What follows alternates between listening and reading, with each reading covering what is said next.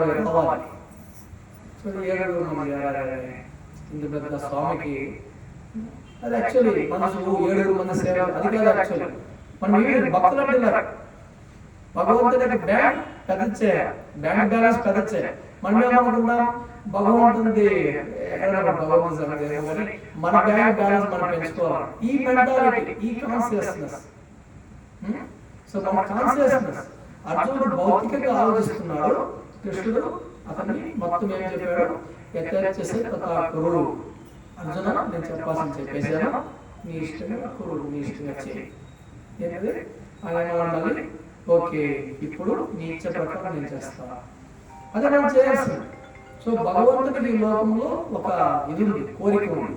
మనమందరం ఆయన బిడ్డలు కాబట్టి ఆయన ఒకటే మన నుంచి ఆశించేది, మీరు ప్రేమపూర్వకంగా ప్రీతిపూర్వకంగా నాకు సేవ చేయండి. పత్రం పుష్పం ఫలం తోయం యోమా భక్త ప్రయచ్చతి తదస్నామి. నువ్వు ప్రేమతో భక్తితో ఒక పత్రాన్ని, తులసి పత్రాన్ని, పుష్పం ఒక మంచి పుష్పాన్ని, ఫలం ఒక ఫలాన్ని, తోయం ఒక గ్లాసు నీళ్లు, ఏమో భక్త్యా వీడి భక్తితో నాకు అర్పిస్తాడు.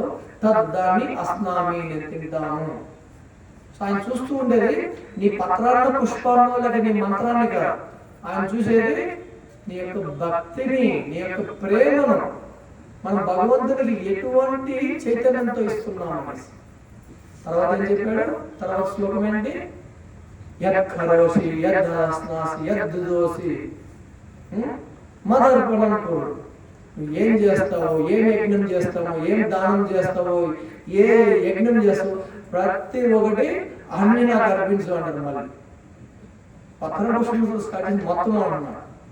అదే స్లో ఎక్కడో స్టార్ట్ చేయాలి. సో మన భక్తి ఈ హరే కృష్ణ మంత్రం స్టార్ట్ అవుతుంది.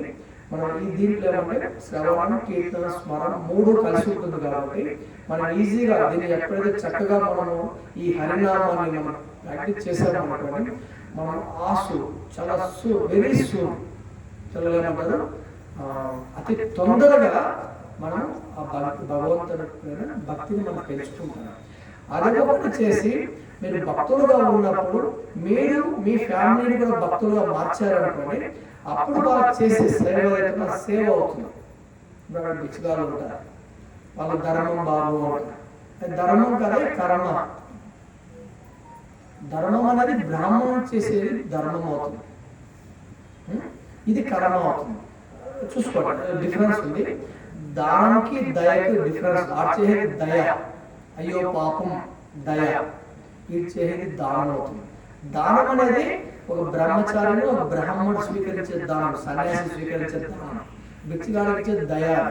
దయతో మనకు బంధనం వస్తుంది, దానంతో ముక్తి వస్తుంది. అర్థమైందా? మన భగవంతుని అర్పించేది ఒక బ్రాహ్మణుడికి, ఒక బ్రహ్మచారికి, ఒక సన్యాసికి ఇచ్చేది దాని ధర్మం అంటారు. దానివల్ల మనం ముక్తి మార్గాన్ని పొందుతాం. ఎవరికి అయ్యో పాపం వచ్చేది కర్మ, దయ. దానివల్ల మన కర్మలో బంధనం. వాడికి 10 రూపాయలు తీసుకుని వాడికి బీడీ కొట్టలో బీడీ తాగాడు అనుకోండి, వాడు చేసే పాపానికి మనం బాధ్యత అవుతాం. ఆ కర్మలో మనం ఎత్తులు వచ్చి పడతాం. సో నేను చాలా సెన్సిటివ్ అవుతా ఆలోచిస్తాం. సో అదండి మనం ఎప్పుడైతే భగవంతునికి భక్తిని విధంగా ఈ హరినామంతో మొదలయ్యే భక్తిని శ్రవణ, కీర్తన, స్మరణ, పాదసేవ చేస్తాం. స్లోగా భగవంతుడు అనే ప్రీతమైన భక్తిని మనం పెంచుకుంటాం. అప్పుడు మన భక్తులు అన్నప్పుడు మన ఫ్యామిలీ మెంబర్స్ భక్తులుగా మారిస్తే వాళ్ళకి ఎప్పుడైతే అతను భక్తుడయ్యారు, ఇప్పుడు వాళ్ళ తల్లిదండ్రులు అతను భక్తుడు కాబట్టి అతనికి కావాల్సినవన్నీ ఆయన చూసుకుంటే వాళ్ళకి ఆ సేవ అవుతుంది. అప్పుడు వాళ్ళ బాధ్యత అవుతుంది. లేదంటే భాగవతం చెప్తుంది, మాతాను సస్య, పితాను సస్య, గురువున సస్య, నా పేక్ష మోక్ష. నీకు తల్లి అర్హత లేదు, నీకు తండ్రి అయ్యే అర్హత లేదు, నీకు గురువు అయ్యే అర్హత లేదు, నీకు ఒక గార్డెనర్ అయ్యే అర్హత లేదు. ఈ విధంగా పెద్ద లిస్ట్ ఇచ్చిన తర్వాత ఎప్పుడైతే నీ యొక్క నువ్వు తల్లి అయితే నీకు బిడ్డ, తండ్రి అయితే బిడ్డ ఉంటారో వాళ్ళు ఎప్పుడైతే మోక్ష మార్గం, ఈ మృత్యు ఉంది, మృత్యు నుంచి వాళ్ళు తప్పించలేవు అనుకోండి, నీకు అది అర్హత లేదు అని చెప్తుంది. సో ఇక్కడ అర్జునుడు అది చెప్తూ ఆయన అంటే భౌతికంగా ఆలోచిస్తూ ఉన్నాడు. స్లోగా ఈ విధంగా ఎప్పుడైతే భౌతికంగా ఫుల్గా ఆయన ఆలోచిస్తూ ఈ విధంగా ఆర్గ్యూ చేస్తారో తర్వాత యాక్చువల్ భగవద్గీత వస్తుంది. సో ఆ విధంగా ఆలోచిస్తూ ఇక్కడ ఆయన మనస్తత్వం ఎలాంటిది అనేసి ఇవన్నీ ఇక్కడ మనం నేర్చుకోవాలి. సో ఆఖరి శ్లోకంలో చూస్తే అర్జునునికి ఇలాంటి క్వాలిఫికేషన్ ఉండడం వల్ల అతను ఈ భగవద్గీత స్వీకరించేకి అర్హుడు అనేసి అక్కడి నుంచి భగవద్గీత స్టార్ట్ అవుతుంది. దానికి ఏమంటే దాని ప్రిపరేషన్. ఈ సమయంలో మనం ఏం చేయాలి? ఈ భగవద్గీత అర్థం చేసుకోవాలంటే మనం ఫస్ట్ భక్తులను కావాలి. భక్తులు కావాలంటే భగవద్గీత చదవాలి. భగవద్గీత అర్థం చేసుకోవాలంటే భక్తులు కావాలి. వీటికి లింక్. సరే, మన భక్తుడు కావాలంటే భగవద్గీత చదవాలి. భగవద్గీత అర్థం కావాలంటే భక్తుడై ఉండాలి. ఎలా కష్టం. అలాగే ఉన్నాడు అర్జునుడు భక్తుడు కాబట్టి నీకు భగవద్గీత ఇచ్చారు అని. భగవద్గీత ఒక సన్యాసికో, ఒక బ్రాహ్మణుడికో, లేక ఋషికో, ఒక యోగికో వీళ్ళు చెప్పలేదు కదా, అర్జునుడు చెప్పాడు. ఆయన ఎవరు? గృహస్థ, క్షత్రియుడు, బ్రాహ్మణుడు కూడా కాదు. సంసారం ఎంతమంది 40 పిల్లలు ఉన్నారు, భార్యలు ఉన్నారు, 2 రంగంలో ఉన్నాడు. ఎందుకు అర్జునుడు సెలెక్ట్ చేశాడు? ఆయనలో 2 క్వాలిఫికేషన్, 2 క్వాలిఫికేషన్ అర్జునుడు ఉండడం వల్ల ఈ భగవద్గీతని అర్జునుడికి కృష్ణుడు చెప్పాడు. ఎందుకు? 4వ అధ్యాయం 3వ శ్లోకం 2వ లైన్ ఏం చెప్తారని?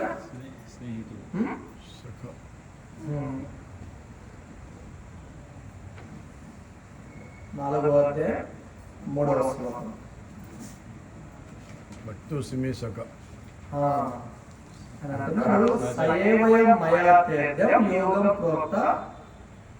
పురాతన.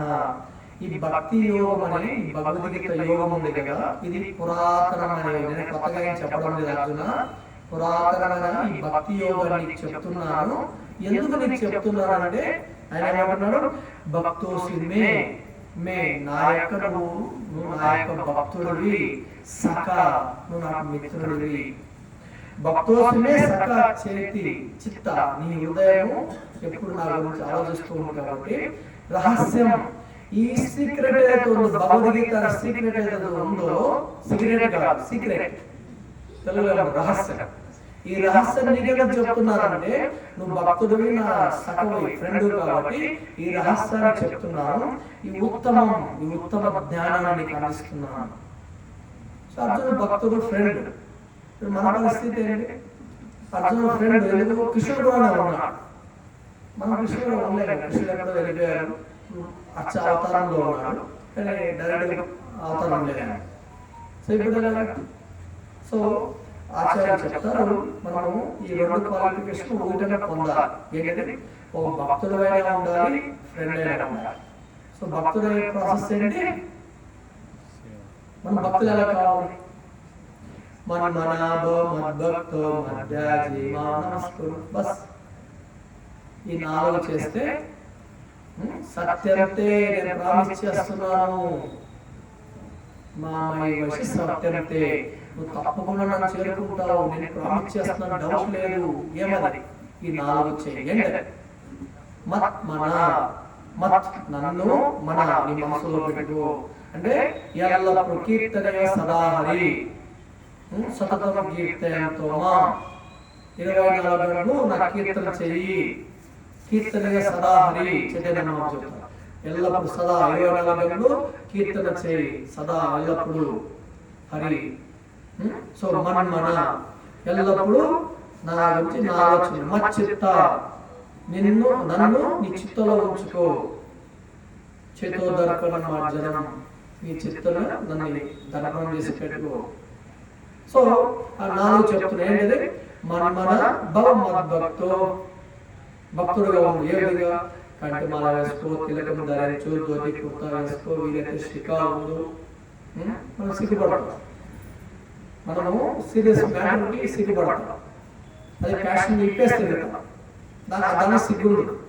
తిలకం పెట్టడం సిగ్గుపడతాం, కంటి మాల వేసుకోవడం సిగ్గుపడతాం. ఇది చూడండి కలిగి. అదే సినిమాలో గోడల పైన ఎక్కింటారు, గోడ చూస్తూ ఉంటాం కదా, మొత్తం ఫ్యాషన్ అంటారు. ఏమన్నా లేటెస్ట్ ఫ్యాషన్ అంటారు. ఇప్పుడు తిరిగాడు లేటెస్ట్. వాళ్ళు వ్యభిచారులు అంటారు బాబు, వాళ్ళని వ్యభిచారులు ఏమంటారు ఇంగ్లీష్లో? ప్రాస్టిట్యూట్స్ అంటారు. వాళ్ళు మనము ఒకసారి గొప్పగా చూస్తున్నాం. బాగున్నాడు మంచిగా ధోతి కుర్తాలో ఉండాలి, కంటిమాల వేసుకోవాలి, తెలుగు పెట్టుకోవాలి. మా భక్తులు అంటూ ఉంటారు తెలుగు పెట్టుకోవడం ఎంతో మంది మాకు హరే కృష్ణ రెస్పెక్ట్ ఇస్తారు. చూడు, జస్ట్ తెలుగు పెట్టుకోవడం వల్ల వాళ్ళు కృష్ణుని నామాన్ని పలుకుతూ ఉంటారు, కృష్ణుని స్మరిస్తారు, వీళ్ళకి వాళ్ళు రెస్పెక్ట్ ఇస్తారు, వీళ్ళు భగవంతుని తలుచుకుంటారు. సో అన్ని బెనిఫిట్ ఉందో ఈ కన్నిటిలో రేర్ ఆపర్చునిటీ. మనిషి జన్మనే దుర్లభం. ఆ దుర్లభ మనిషి జన్మలో ఇలాంటి అవకాశం మనము ఎందుకు మిస్ చేసుకోవాలి? సో అంటున్నారు మద్భక్తో మాధ్యాజీ. మాధ్యాజీ అంటే నా చిన్న ఫోటో పెట్టుకో, లేదు చిన్న నీరు మొబైల్ ఉన్నాయి, మొబైల్ స్క్రీన్ పెట్టుకో, చూడు ఆరాధించు, చిన్న ఫోటో కానీ చిన్న కార్డు పెట్టుకొని నన్ను ఆరాధించు, మాధ్యాజీ వర్షిప్ చేయి. మా నమస్కు మందిరానికి మనము ఇల్లు ఒక మాయావాది సంస్థ ఉంటుంది, మఠం అవుతుంది, మిషనరీ వాళ్ళు ఏమంటారు ఎతో తతో పట్టు, అన్ని దారులు ఒకటే అంటారు.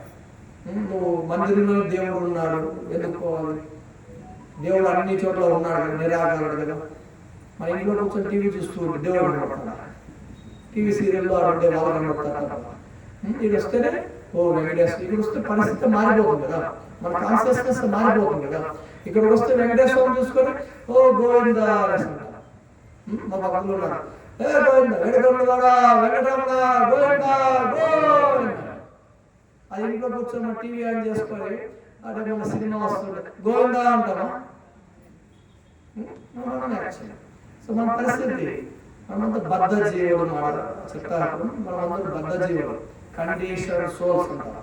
సో బద్ధ జీవులు అంటే మనం బంధించిన ఈ ప్రకృతి త్రిగుణాలను మనం బంధించింది.